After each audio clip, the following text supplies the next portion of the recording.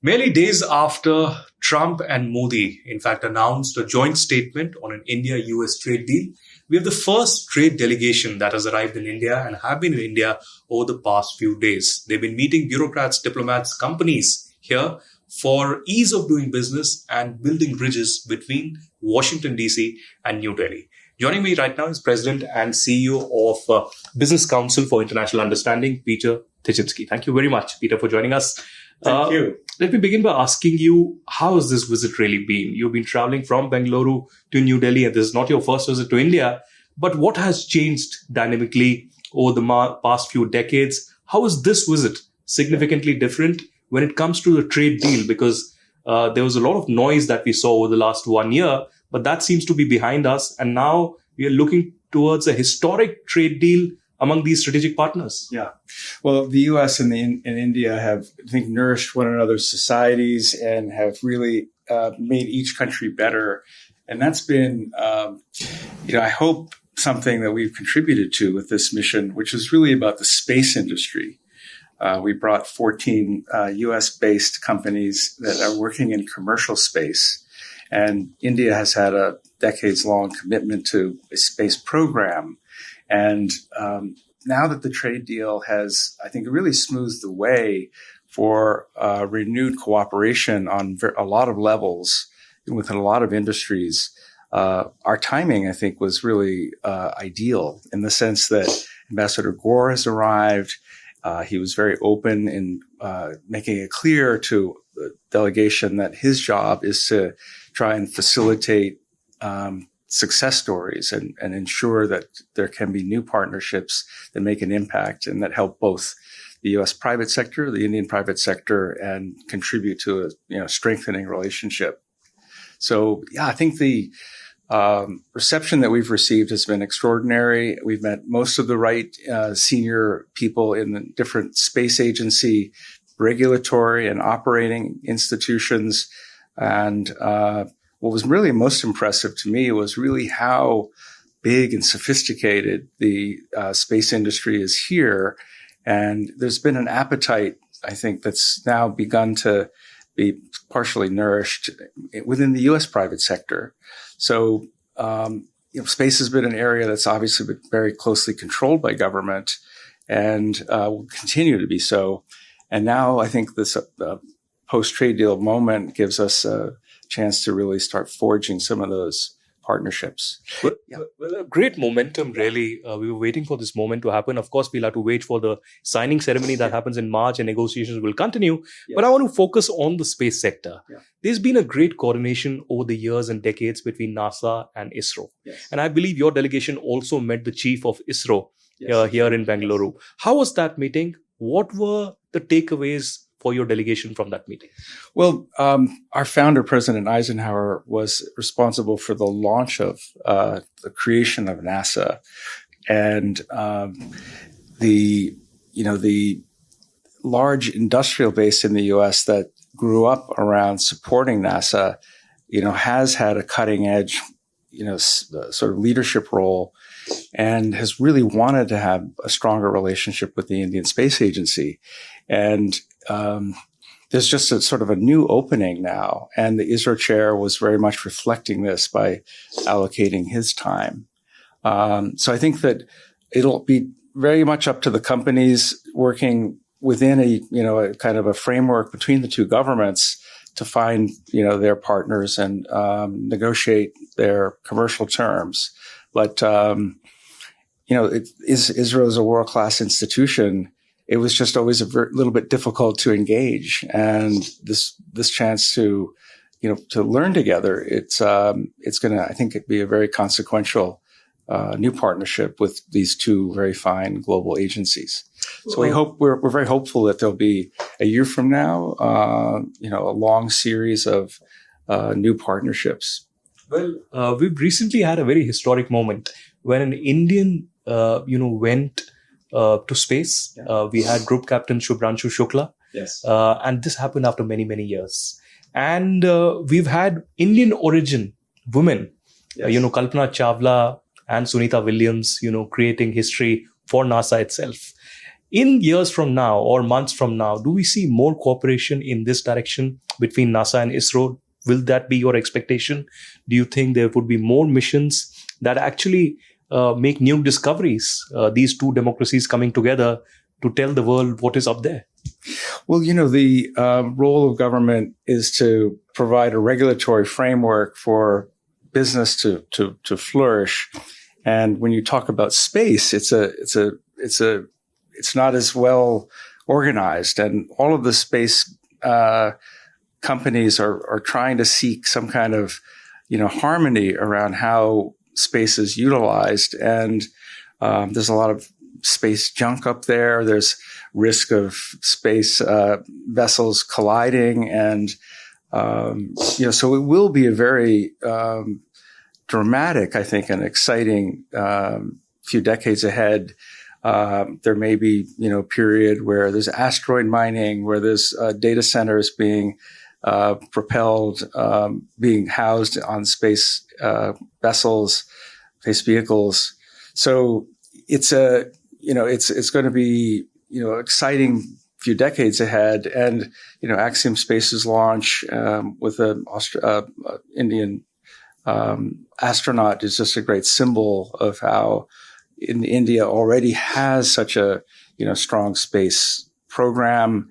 And, so I do think that, we'll see a lot more of these kinds of really signature moments of U.S.-India space collaboration. So I think it's again, to be here right at the sort of beginning of the period post-trade agreement with this delegation, it seems like we came at the right time.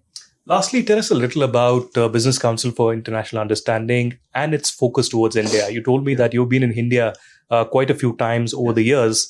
Yeah. What is the top priority right now when it comes to India? Do you see a visible change when it comes to the government as well as the private sector here?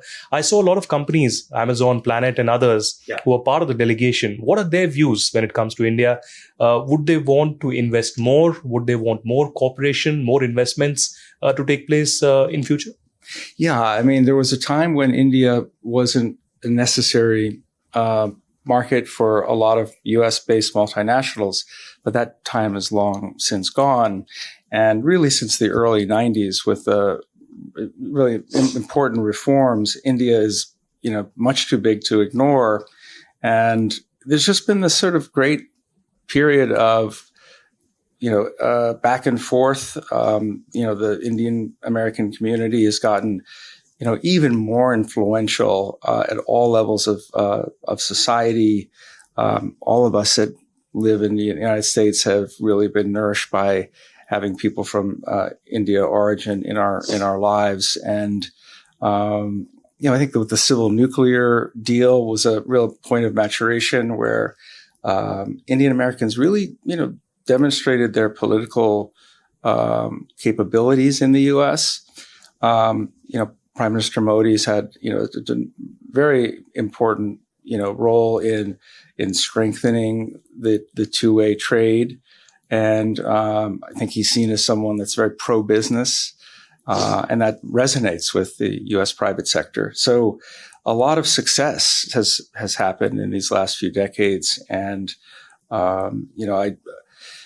I think it's got a lot of momentum of its own. And, as we at BCIU have always lived at that intersection between business and government, it does take, cooperation, not just the two governments, but the two private sectors, to keep learning as we go along. And, it's one of the most important bilateral relationships in the world, which I think is so widely recognized. And, I just see, a really bright future as the consumer, the spending capacity of people here, and just, these amazing institutions here in India and the private sector that have been really supportive and involved with BCIU, from Tata Sons, Reliance, the Adani Group, and some really, important figures who are originally from India, but have lived abroad, people like Ajay Banga, Lakshmi Mittal. So we've had India's always had an impact on BCIU. It's always been very positive. Our first trade mission here was in 1964, for example, to try to close the food gap. And with these names that I've just mentioned, these remarkable business leaders, global thinkers that have, chosen the U.S. in many ways to develop the market, and we've really, just continued to kind of marvel at the incredible capacity and business leadership that's coming from India. One last question, Sure. Peter, and this is about the global turbulence that we are witnessing right now. There are multiple wars, one of which Russia, Ukraine, a lot of lessons to learn there, especially supply chains have been affected. We've seen the shipping routes being impacted in a great way. We've also seen the Israel-Hamas conflict. Now there's a ceasefire and a board of peace. But in the backdrop of this, we have these two personalities, Donald Trump and Narendra Modi. Yeah. They do not go by the monotonous, rules of the engagement or the book. There's a new world order out there. In the backdrop of that, do you see more collaboration between India and the United States? The trade deal that has been arrived at hasn't been easy. It's been difficult. And both these leaders want America first and India first. Is this a win-win opportunity that both could be looking towards? Yes, there's political elected government. The change between political parties and political leaders is something democracies do. India does its elections really very well. The efficiency that Indian elections are known for. A little less the case here in the U.S., but the publics in both countries, I think, really believe in the immense power of the U.S.-India relationship on all levels. And, I think broadly speaking, there's, a solid way forward now without, the period of negotiation, which, was very dramatic and, captured the headlines and I think kept a lot of people kind of in a wait and see mode. But I think that perhaps we've turned the corner on that. All right. Let's hope that we go from strength to strength and the positive momentum in the India-US ties continues. Thank you very much, Peter, for joining us. That was Peter Tichansky, the President and CEO of the Business Council for International Understanding. This is the first trade delegation that has come to India after verbally the US-India deal has been announced. There's been a joint statement and there's been some smiling faces between United States and India. We are awaiting March when the signing of the agreement will take place, but certainly, especially in the space commercial sector, there's a positive momentum with this trade delegation of 14 companies coming here and meeting people from the bureaucracy, politics, and of course, corporate world. Reporting from Delhi, this is Aditya Kaul for NDTV.